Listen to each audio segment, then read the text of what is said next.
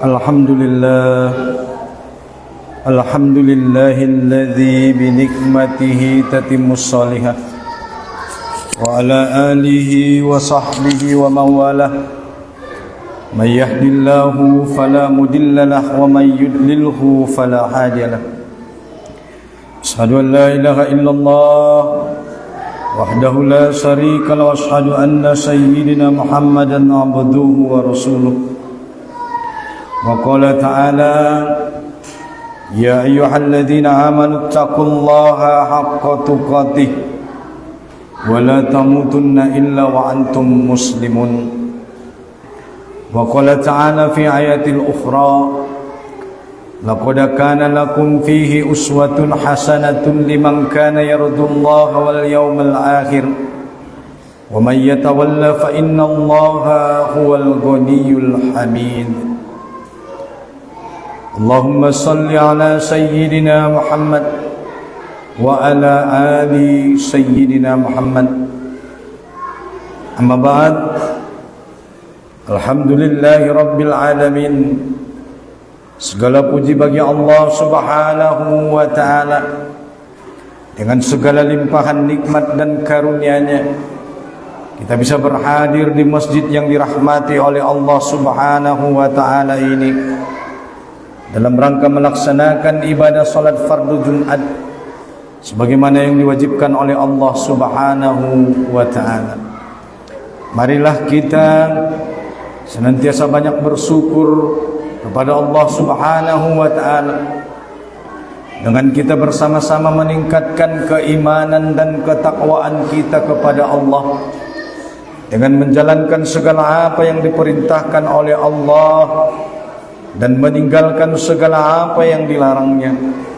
Mudah-mudahan kelak di hari akhirat kita semua termasuk sebagai hamba-hamba yang beruntung, hamba yang mendapatkan surga dari Allah subhanahu wa ta'ala, surga jannatun tajri min tahtihal anhar khalidina fiha abada. Amin ya rabbal alamin. Salawat dan salam semoga senantiasa terlimpah dan tercurah kepada Sayyidul Anbiya'i wal Mursalin, Khatamun Nabiyyin, beliaulah baginda Rasulullah sallallahu alaihi wasallam. Allahumma salli ala Sayyidina Muhammad wa ala ali Sayyidina Muhammad. Mudah-mudahan dengan kita istiqomah mengikuti petunjuk daripada Rasulullah, kelak di hari akhirat kita adalah umat yang mendapatkan syafaat dari beliau. Amin ya rabbal alamin. Ma'asyiral muslimin, jamaah salat Jumat yang dirahmati oleh Allah subhanahu wa ta'ala. Hari ini adalah hari yang mulia, dan bulan ini juga adalah bulan yang mulia. Lebih dari 3 juta kaum muslimin dari seluruh penjuru dunia berkumpul di tanah suci untuk menunaikan ibadah haji. Suasana penuh kehusukan terpancar dari lisan yang senantiasa melantunkan talbiyah dan hati yang tunduk kepada Tuhan dari pemilik Ka'bah. Peristiwa agung ini menggambarkan persatuan umat yang luar biasa, sebagaimana tercermin pula dalam gema takbir, tahlil dan tahmid yang menggema di seluruh dunia pada hari raya Idul Adha. Momentum ini mengingatkan kita akan pentingnya ukhuwah Islamiyah dan harapan agar umat Islam kembali bersatu seperti pada masa Nabi Muhammad sallallahu alaihi wasallam. Begitu juga pada masa Khulafaur Rasyidin dan generasi yang terbaik terdahulu bersatu tanpa sekutu, tanpa suku, tanpa sekat, tanpa bangsa maupun batas negara. Dalam perayaan Idul Adha, kita juga diingatkan pada keteladanan agung dari Nabi Ibrahim alaihissalam dan keluarganya yang disebut oleh Allah sebagai uswatun hasanah, bahwa Nabi Ibrahim adalah teladan yang baik bagi orang-orang yang mengharapkan ridhonya dan keselamatan di hari akhir, sebagaimana Allah sampaikan dalam Quran surah Al-Mumtahanah ayat ke-6. Nabi Ibrahim adalah sosok pejuang tauhid sejati yang menentang kesirikan secara terbuka, termasuk menghadapi kaumnya dan penguasa zalim pada masanya, sebagaimana Allah jelaskan dalam Quran surah Al-Anbiya ayat 52 sampai 54. Meskipun menghadapi ancaman yang besar, Nabi Ibrahim tetap teguh dan sabar dalam dakwahnya hingga Allah menurunkan pertolongannya dan menyelamatkan dirinya dari api neraka yang membakar, sebagaimana Allah jelaskan dalam Quran surah Al-Anbiya ayat 68 sampai 69. Keteladanan beliau menjadi cermin perjuangan yang harus terus hidup dalam diri umat ini dalam memperjuangkan kebenaran. Ma'asyiral muslimin rahimakumullah, Nabi Ibrahim alaihissalam memberikan keteladanan luar biasa dalam ketaatan kepada Allah Subhanahu wa ta'ala. Ketika diperintahkan untuk meninggalkan keluarga di lembah yang tandus, beliau melaksanakannya tanpa ragu. Istrinya Hajar bertanya berulang kali kepada beliau, namun tidak dijawab hingga ia bertanya, apakah ini perintah Allah Subhanahu wa ta'ala? Nabi Ibrahim lalu menjawab, benar wahai Hajar. Maka Hajar berkata, kalau begitu dia tidak akan menyanyiakan kami. Setelah itu Nabi Ibrahim pun berdoa sebagaimana dalam firman Allah Subhanahu wa ta'ala dalam surah Ibrahim ayat 37, agar Allah menjaga keturunannya di lembah yang gersang itu. Puncak pengorbanan daripada Nabi Ibrahim alaihissalam adalah ketika Allah memerintahkannya menyembelih putranya Ismail alaihissalam tanpa ragu. Mereka berdua melaksanakan perintah itu dengan penuh keikhlasan, penuh ketaatan kepada Allah Subhanahu wa ta'ala. Karena itulah Allah membalas mereka dengan penghargaan yang agung, sebagaimana firman Allah Subhanahu wa ta'ala di dalam Al-Quran. Allah Subhanahu wa ta'ala berfirman, "Wa saddaqa ya kadzalik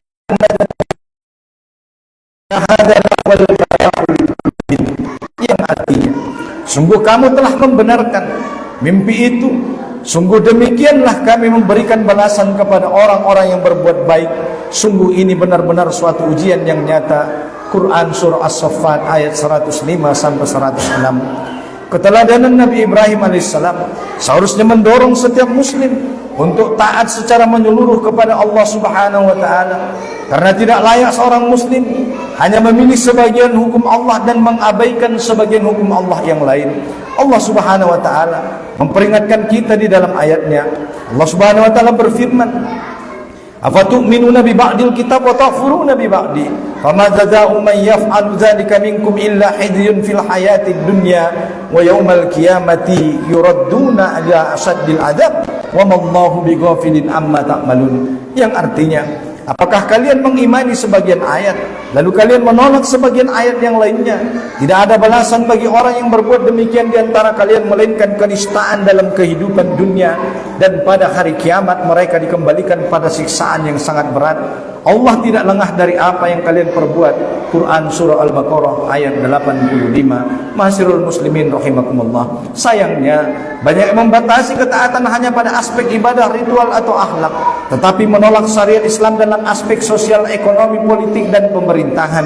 Mengapa kaum muslimin begitu sempurna melaksanakan hukum dalam pengurusan jenazah misalnya, tetapi berani mengabaikan aturan Islam dalam kehidupan, seolah-olah aturan agama ini dilakukan hanya untuk mengurus orang yang mati saja, padahal Islam adalah satu kesatuan yang utuh. Nabi Ibrahim alaihissalam tidak hanya taat dalam ibadah, tetapi juga berjuang secara terbuka menghadapi kekuasaan yang zalim pada masa itu. Para sahabat Rasulullah SAW pun berlomba-lomba berkorban demi Islam. Mereka telah berjual beli dengan Allah Subhanahu wa ta'ala dengan penuh kesungguhan, sebagaimana Allah jelaskan dalam surah At-Taubah ayat 111 bahwa Allah membeli jiwa dan harta kaum mukmin dengan surganya. Demikian tingginya semangat perjuangan dan pengorbanan kaum muslimin pada masa Nabi SAW, sampai diriwayatkan pada perang Tabuk, para sahabat Rasulullah SAW yang du'afa menangis serta bercucuran air mata mereka karena tidak bisa ikut serta dalam peperangan karena tiada harta sebagai perbekalan. Ma'asyiral muslimin rahimakumullah, Oleh karena itu, sudah seharusnya kita merenungi kembali sejauh mana pengorbanan kita untuk agama ini. Jangan sampai kita merasa cukup dengan amal ibadah pribadi, namun lalai dari kewajiban besar menegakkan syariat Islam melalui penerapan syariat Islam secara sempurna di bawah kepemimpinan Islam, di bawah naungan khilafah Islam. Oleh karena itu, para ulama menyebutnya sebagai tajul furud, yaitu mahkota kewajiban. Karena tanpanya penderitaan umat terus berlangsung, kriminalitas merajalela, sumber daya alam dirampas, dan jaminan hidup pun sulit diperoleh. Firman Allah Subhanahu wa taala dengan tegas memperingatkan yang orang-orang terdekat dan harta kekayaannya dan jihad di jalannya, maka tunggulah keputusannya. Allah tidak memberi petunjuk kepada kaum yang fasik. Quran surah At-Taubah ayat 24. Masirul muslimin rahimakumullah. Di hari raya Idul Adha ini, oleh karena itu penderitaan saudara-saudara kita di Gaza kian memilukan. Lebih dari 50.000 jiwa telah gugur, jutaan lainnya menderita kelaparan. Ironisnya, dunia Islam hanya menjadi penonton, terutama para penguasa Arab yang masih bersemangat menggelar ibadah haji, namun mereka enggan berjihad membebaskan Gaza dan mengusir kaum Yahudi yang telah memerangi umat Islam dan menumpahkan darah puluhan kaum muslimin yang tewas setiap harinya. Padahal Allah Subhanahu wa taala telah memerintahkan, bunuhlah mereka dimanapun kamu temui dan usirlah mereka dari tempat mereka mengusirmu. Sesungguhnya fitnah itu lebih kejam daripada pembunuhan. Quran surah Al-Baqarah ayat 191. Maka semakin nyata bahwa pentingnya penerapan syariat Islam dan pentingnya kaum muslimin memiliki kekuasaan yang dipimpin oleh seorang khalifah yang di dalam naungan khilafah Islam sebagai institusi pemersatu global kaum muslimin yang akan menyatukan kaum muslimin di seluruh dunia dan dapat menolong umat-umat yang tertindas serta menegakkan hukum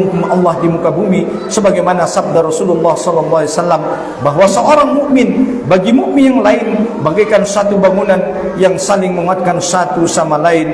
Hadis riwayat Muslim. Mudah-mudahan penyampaian khatib yang singkat ini dapat bermanfaat bagi kita semua. Barakallahu li wa lakum fil Qur'anil azim wa nafa'ani wa iyyakum bima fihi minal ayati wa dzikril hakim wa taqabbalallahu minna wa minkum tilawatahu innahu was-sami'ul alim. Aqulu qouli hadza wa astaghfirullahal azim innahu huwal ghafurur rahim.